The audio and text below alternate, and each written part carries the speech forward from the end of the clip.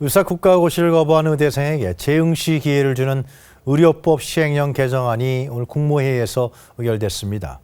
정세균 국무총리는 초유의 감염병 위기 상황에서 국민의 생명이나 건강보다 앞서는 가치는 없다면서 재응시 기회 부여 이유를 설명했습니다.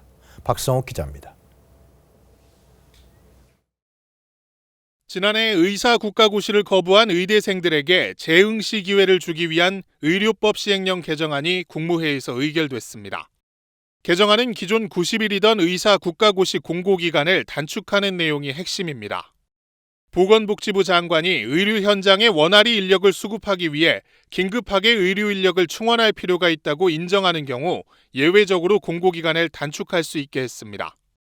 국무회의를 주재한 정세균 국무총리는 공정성과 형평성 문제를 제기하는 국민들이 계시다는 점도 잘 알고 있다며 하지만 국민의 생명이나 건강보다 앞서는 가치는 없다고 강조했습니다. 초유의 감염병 위기 상황에서 코로나19 중대본부장인 총리로서 공중보건의 등 현장의 필수 의료 인력이 부족해지는 현실적 문제를 그대로 두고 볼 수는 없는 상황입니다.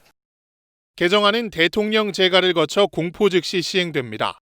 정부는 앞서 올해 의사국시 실기시험을 상하반기 2차례 실시한다고 밝혔습니다. 상반기 시험은 개정안 공포 후 이달 말 시행될 예정으로 2,700여 명이 추가 시험 기회를 얻을 전망입니다. 정부는 공중보건의 지원 기한인 2월 10일 전까지 합격자 발표를 마칠 계획입니다.